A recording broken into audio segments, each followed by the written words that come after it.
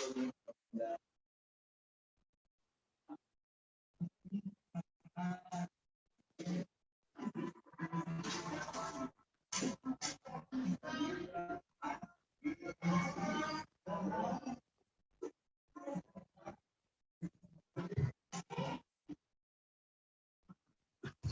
enggak ada. Enggak kentara di sini. Glandula pineal. Oke. Kita turun lagi ya.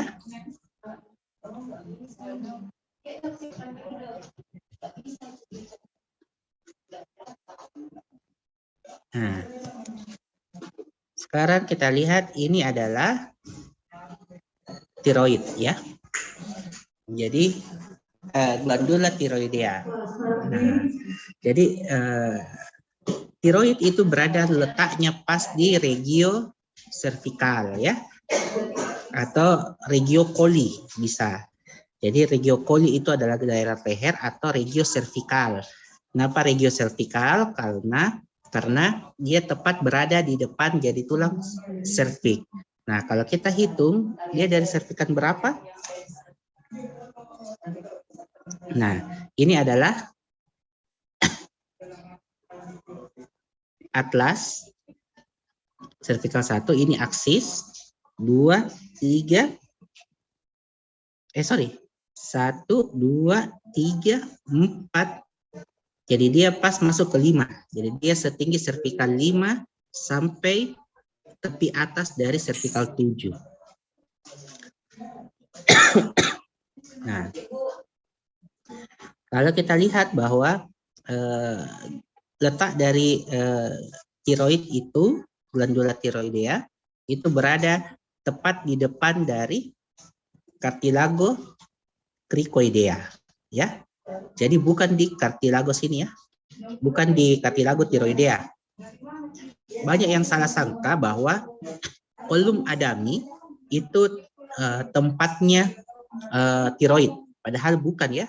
Jadi tiroid itu berada di bawah inferior dari kolum adami, karena kolum adami itu atau Adam's apple itu dia berada di cartilago tiroidea, sedangkan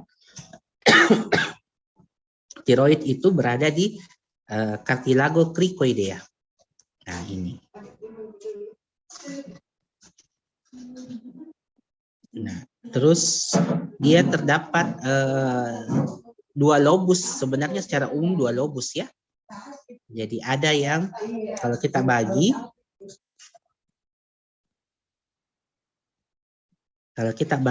ini, oke. Jadi ini adalah 2 lobus. Jadi dia ada lobus sinistra, ini lobus dextra. Nah, ada sebenarnya yang naik, ada beberapa yang naik begini. Ini disebut apa, Dek? Kalau ada neneknya begini? Lobus piramidalis. Oke, lobus piramidalis. Oke, tapi tidak semua sih ada. Jadi ada yang punya, ada yang tidak.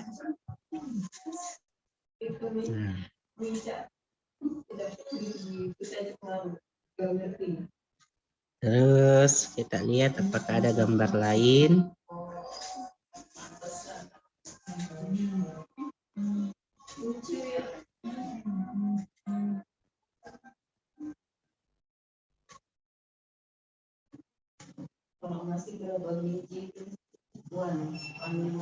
Nah, ini kita lihat pembuluh darah. Nah, vaskularisasi yang masuk ke tiroid.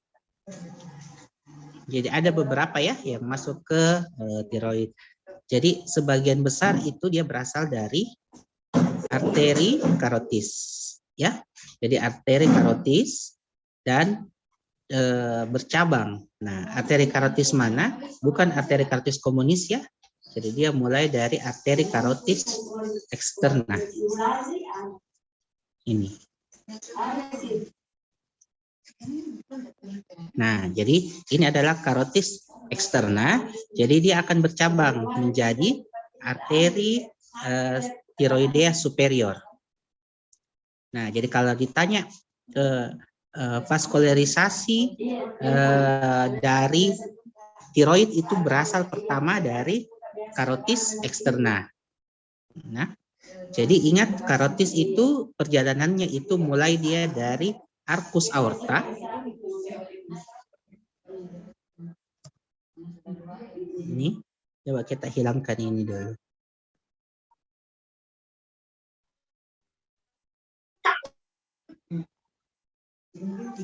Ini. Jadi ingat kalau kita berbicara bahwa ini adalah arcus aorta, ini adalah arcus aorta, mana ini?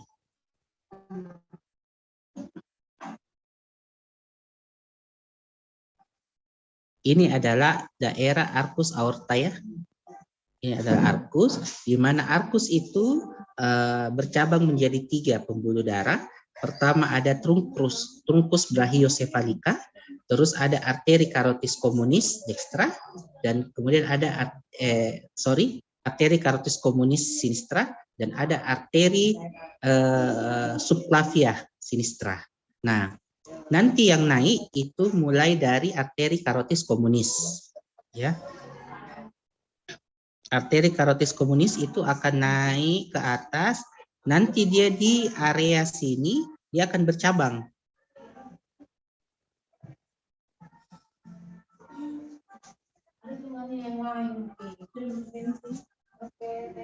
Nih, dia akan bercabang menjadi 2. Pertama dia akan naik menjadi arteri carotis interna, naik ke atas kepala ya, ke otak, ke dalam circulus villisi, sedangkan yang lain dia akan ke eksterna.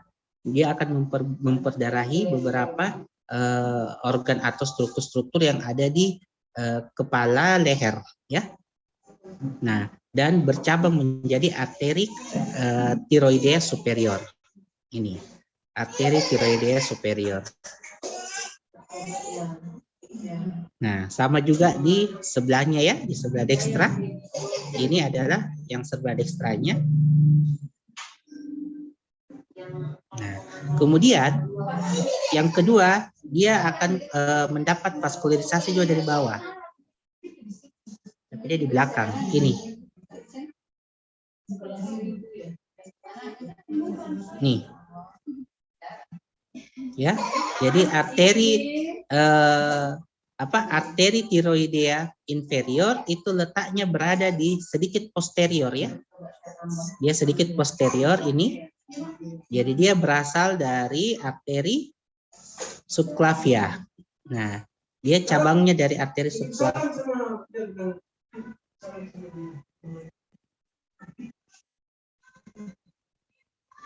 Sama siapa?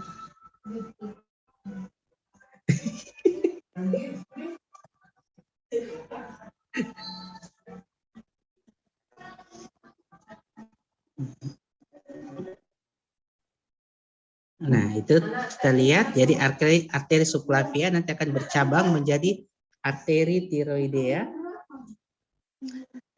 Arteri tiroidea inferior. Nah, jadi selain dia masuk ke dalam memperdarahi glandula tiroidea, dia juga memvaskularisasi dari ini, di bagian dari paratiroid ya, glandula paratiroid.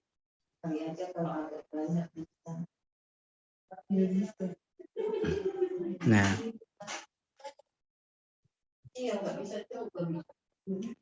kemudian, nah ini, jadi untuk venanya, aliran baliknya itu berada dia sama ya. Jadi ada vena tiroidea inferior. Nah, ini dia berasal dari dia akan bermuara ke vena brachiocephalica ya. Nanti vena brachiocephalica itu akan bermuara ke vena cava superior. Nah, jadi dia berbarengan. Jadi ada arteri tiroidea inferior, ada juga vena tiroidea inferior. Nah, sebaliknya juga ada arteri tiroidea superior, ada juga arteri tiroidea vena tiroidea superior. baik dekstra maupun sinistra. Kalau dari tiroid, vena tiroidea inferior itu bermuara ke vena brachiosephalika. Kalau dia vena tiroidea superior, dia bermuara ke vena jugular interna.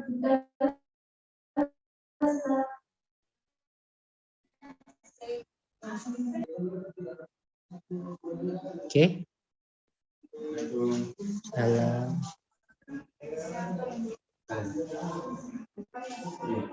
Terus untuk persarapannya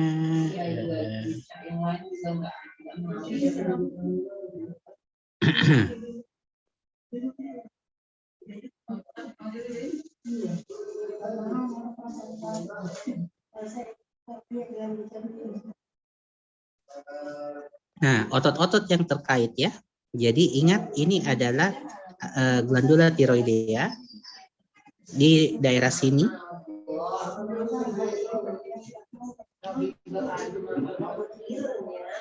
Jadi dia letaknya di daerah sini, glandula tiroidea. Jadi struktur otot yang melekat atau yang berada di depan dari glandula tiroidea adalah satu adalah otot musculus sternohyoideus ya. Jadi dia menghubungkan antara os hyoid di atas sini, os hyoid dengan nanti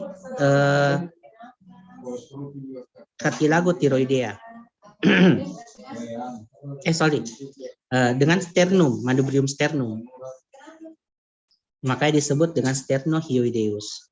Nah, ini kalau kita buka, nah ini ada beberapa otot lagi. Coba kita buka lagi ini dulu. Kita buka, nah, ini adalah sternocleidomastoideus. Kita buka, nah jadi ada beberapa. Ini pertama ini musculus thyrohyoideus. Jadi mulai dari dia mengikat dari cartilago tiroidea ke os hyoid. Nah, kemudian ini adalah musculus omohyoideus. Ya, jadi omohyoideus. Jadi dia mulai dari os hyoid dia sampai ke bawah sini. Dia panjang.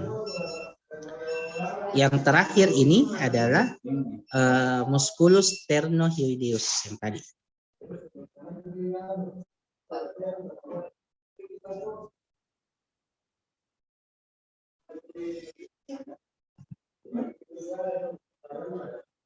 Oke.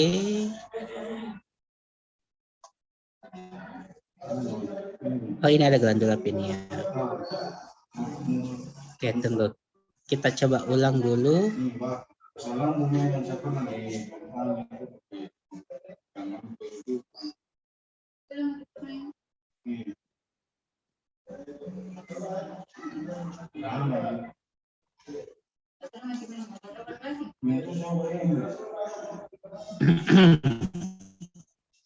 Nah, ini adalah vaskularisasi di vaskularisasi di glandula hipofisis berupa vaskularisasi kecil ya, kapiler-kapiler kecil. Ini ada sinus cavernosus. Jadi ingat bahwa muara dari hipofise itu adalah dari sinus cavernosus. Ya, itu muara venanya. Nah, selebihnya itu dia berasal dari arteri sini carotis interna ya. Nanti dia akan bercabang menjadi ini cabang kecilnya. Nih, arteri hipofisial ya. Jadi ada arteri hipofisial inferior, ada juga yang superior. Ini superior di atasnya. Nih, superior ya.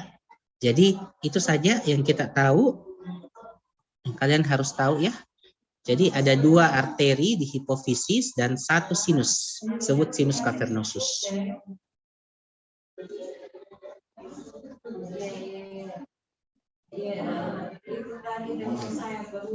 Nah, ini glandula pineal ya. Nah, intinya glandula pineal itu berada di tengah segitiga Bermuda. Saya itu biasa kategorikan ini segitiga bermuda. Nah, dia mulai dari sini ya. Nih, tet. Nah, jadi ini adalah bagian dari colliculus ya. Colliculus yang ada di truncus cerebri. Jadi ada colliculus lateral superior, lateral, kemudian ada bagian dari prosencephalon di sini.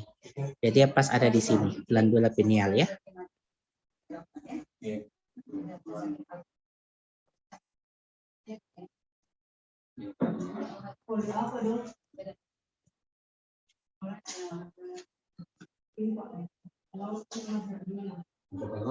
Nah, ini sebenarnya ada timus ya. Jadi timus juga termasuk kelenjar, tapi sebenarnya tidak terlalu. Dia hanya berkembang pada anak-anak, nanti dia akan menghilang saat dewasa.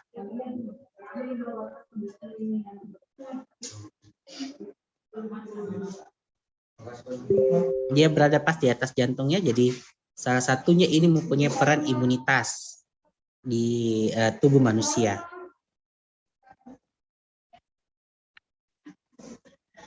Kita beralih ke bawah.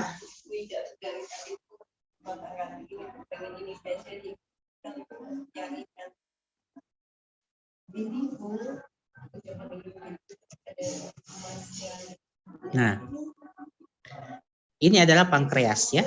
Kita masuk ke pankreas. Jadi pankreas itu, tunggu, sampai sini ada mau ditanya, Dek? Atau jelas? Atau ada yang kurang jelas?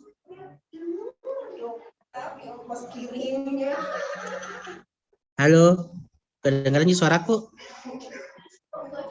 Dok, terdengar dok.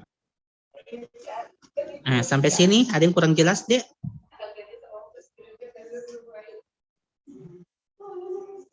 Tapi dok, kalau dari saya masih jelas dok. Oke, kita lanjut Pak Dena. Ini kita lihat, jadi kalau pankreas itu berada di regio abdomen. Di regio abdomen itu ada dua kelenjar endokrin yang harus kita tahu. Yang pertama adalah pankreas. Nah, letak dari pankreas itu berada di retroperitoneal. Ya, jadi dia di belakang rongga peritoneal. Iya, cocok. Rongga peritoneal. Jadi pas berada di depannya pankreas itu sebenarnya situ ada gaster ya. Tapi dia sudah keluarkan gasternya. Nah, jadi ada gaster, jadi dia berada pas di belakang gaster. Nah, pada bagian superior di situ ada hepar, dan pada bagian inferior di situ ada duodenum ya. Jadi ini adalah duodenum. Terus dia diapit pada bagian lateral itu ada duodenum dan ada limfe, lien. Nah, kemudian ini kita lihat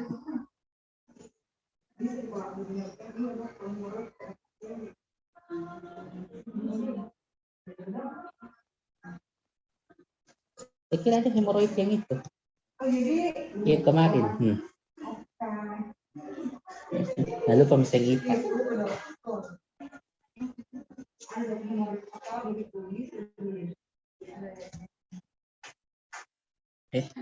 Kembali.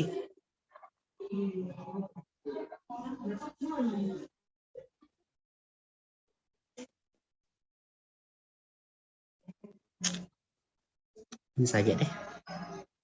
Nah, jadi kita kasih hilangkan dulu ini tulangnya supaya kita bisa lihat. Pankreas itu terdiri dari beberapa bagian ya. Bagian paling ujung ini disebut dengan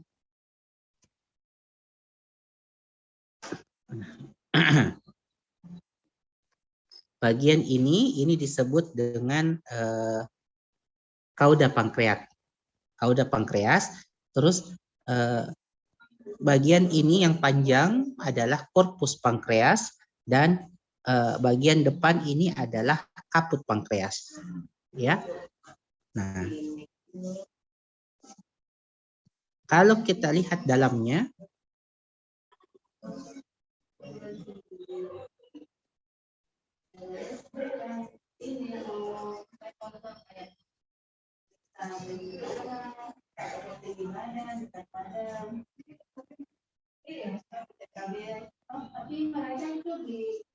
ada format tersendiri.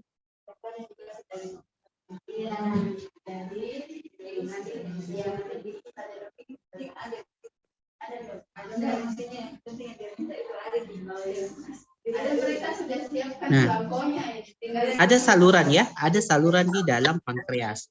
Nah, saluran ini disebut dengan ductus pancreaticus. Nih, ini adalah ductus pancreaticus. Nah, atau biasa disebut dengan ductus virsumi.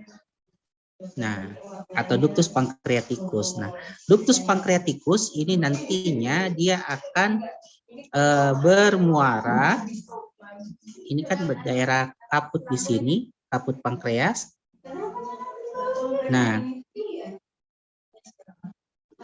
ini ductus pancreaticus nanti dia akan bersama dengan ini ductus pancreaticus virsumi bersama dengan ductus choledocus. Ini adalah ductus choledocus yang keluar dari vesica filea empedu, itu akan masuk ke dalam suatu ruangan atau suatu lubang. Nah, lubang ini bisakah ditunjuk ini? Tidak bisa. Nah, ini kalian lihat. Ini.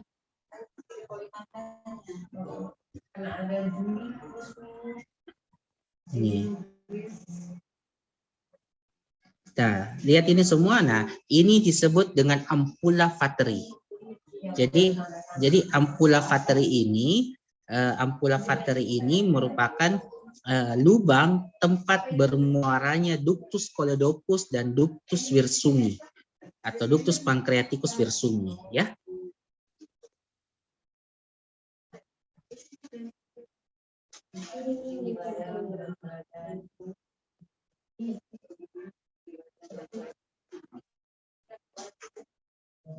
Nah, jadi muara dari isi pankreas dan empedu, vesica filea, itu akan masuk ke dalam duodenum, ya.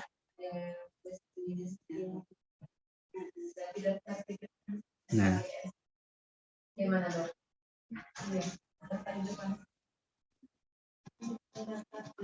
kemudian kita lihat lagi untuk vaskularisasi, ya.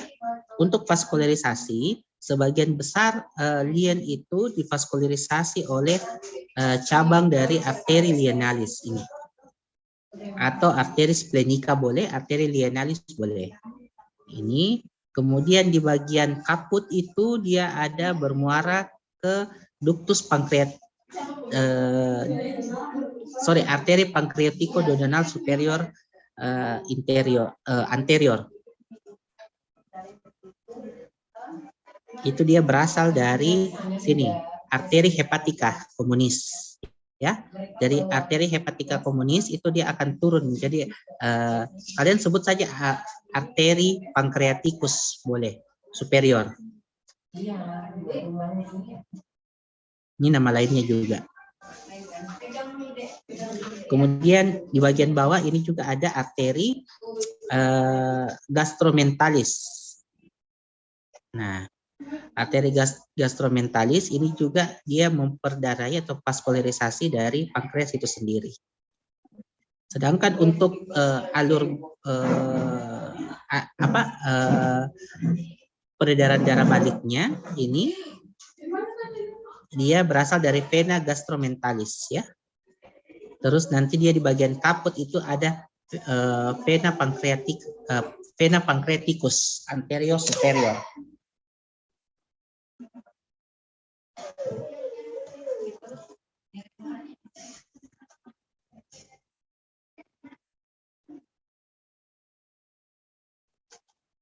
Kemudian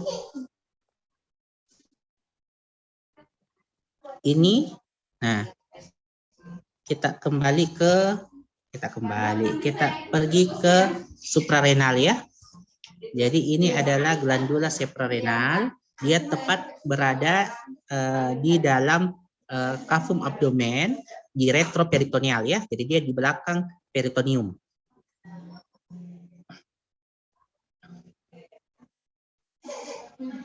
Nah, coba kita hilangkan dulu ini. Nah, jadi beberapa letaknya berada di atas dari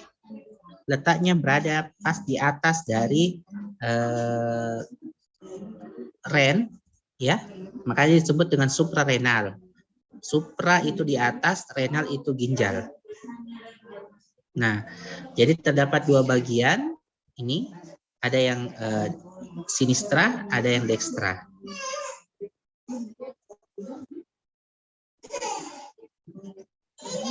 Kita tidak bisa.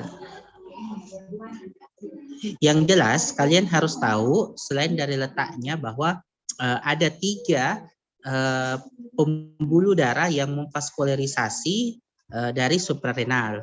Yang pertama adalah arteri suprarenalis, kelihatan gini kah? Arteri suprarenalis inferior. Nah, lihat misalnya dek, kalau ada arteri yang berasalnya dari arteri renalis ini kan arteri renalis, artinya dia adalah suprarenalis inferior. Jadi kan kita ketahui ada 3 itu yang masuk, ada yang arteri suprarenalis superior, media, dan inferior. Inferior itu berasal dari arteri renalis. Sedangkan untuk superior dan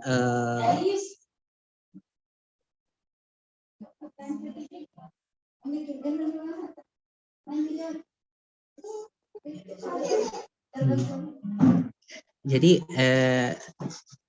untuk bagian superior dan medianya itu berasal dari langsung dari aorta abdominal ya. Tidak kelihatan di sini kayaknya. Iya, tidak kelihatan. Intinya dia langsung dari suprarenal superior dan media itu berasal dari aorta abdominal.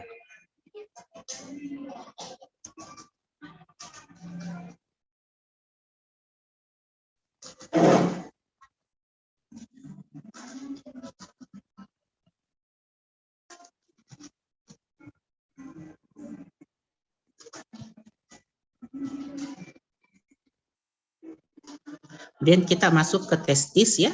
Jadi testis itu salah satu glandula endokrin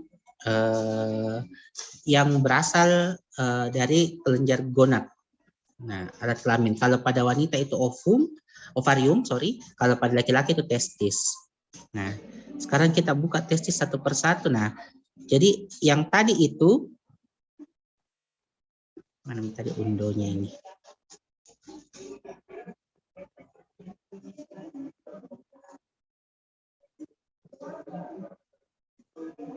Nah, jadi testis itu dibungkus oleh suatu fascia yang disebut dengan fascia spermaticus ya. Fascia spermaticus, dan kalau kita buka fascianya itu ada testisnya itu sendiri. Nah, untuk testis dia diperdarahi sebagian besar dari suatu anyaman ya. Suatu anyaman pembuluh darah yang disebut dengan ini, plexus pampiniformis. Jadi ini. Bagaimana ini? Jadi nanti ini adalah ada funiculus spermaticus ya. Jadi di dalam funiculus spermaticus itu terdapat anyaman pembuluh darah yang disebut dengan plexus pampiniformis. Itu sebagian besar masuk ke dalam ini pembuluh darahnya. Ini dia sebagian besar masuk ke dalam testis. Berasal dari arteri dan vena pudendal.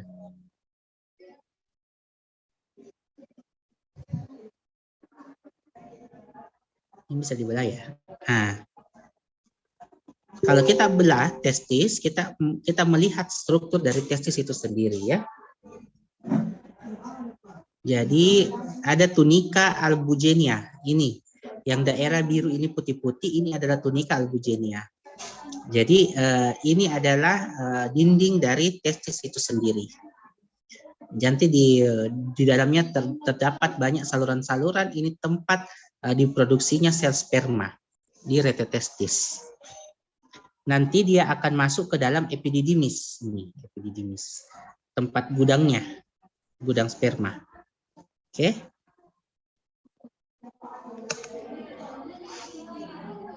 Kita cepat saja. Yang terakhir itu adalah ini. Kita lihat, ini adalah ovarium ya. Jadi ovarium itu berada di adnexa dari wanita, bagian dari wanita. Ada dua bagian, ada dextra sama sinistra. Dextra sama sinistra, nih, dan dia diikat pas di ujung dari tuba fallopi.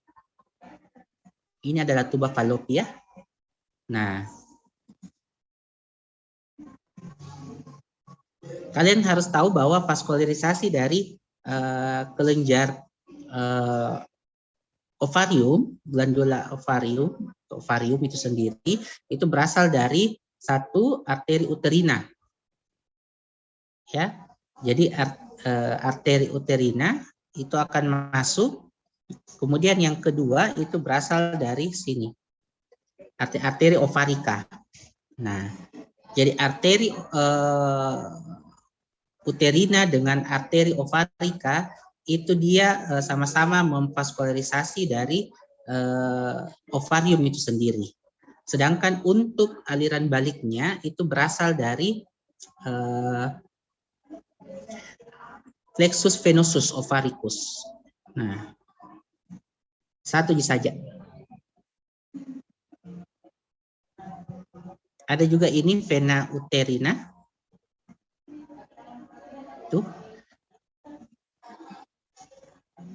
Dua. Jadi dia di bagian inferior. Sebagian besar di bagian posterior, sebagian besar aliran darah baliknya itu ke vena uterina. Sedangkan di superior, anterosuperior itu berasal dari plexus ovarica atau vena ovarica. Jadi dia berubah menjadi plexus ovarica dulu, terus akan berkumpul menjadi vena ovarica.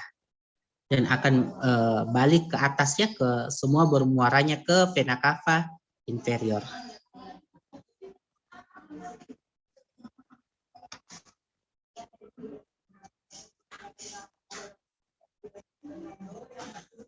Oke, sampai sini ada mau ditanya, Dek?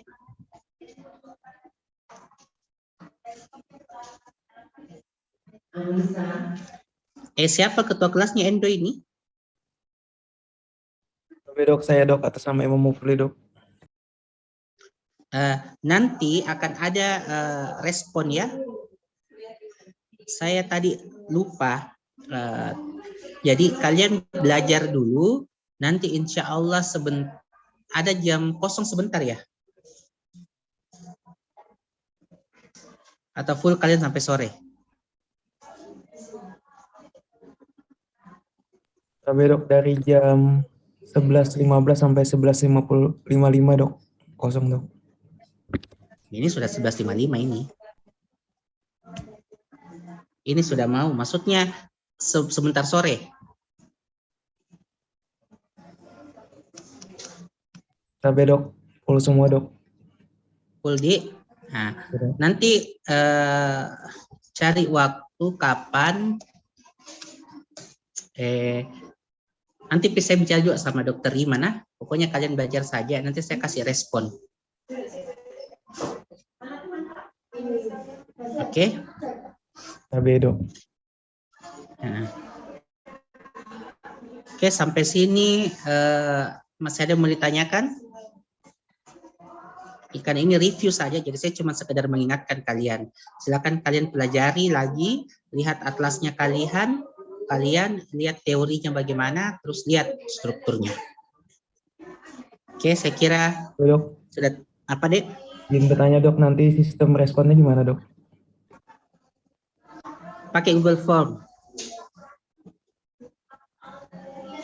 Jadi nanti saya jelaskan lah. Nanti saya pakai Google Class. Jadi nanti kalian masih ada gitu aktif Google anunya atau Google-nya semua Gmail. Jadi nanti saya kasih link Google Class, nanti saya kasih di situ. Terus nanti ada respon sama ada tugas, nanti kalian kumpul di Google Classroom. Nah, Oke dok, izin bertanya lagi dok. ya. Kiranya apabila diizinkan dok, bisa diminta PPT yang hari Senin kemarin dok. Iya. Ingatkan terus Kadek. Angko satu kali ingatkan. Biasa saya lupa Mi. Tapi ya dok. Iya. Oke Pak Dek, kalau begitu saya kira cukup pertemuan kita hari ini. Belajar baik-baik, mudah-mudahan kalian mengerti semua. Saya tutup dengan ucapan billahi fisabil haq fasabiqul khairat. Wassalamualaikum warahmatullahi wabarakatuh. Waalaikumsalam warahmatullahi wabarakatuh. Terima kasih banyak dok.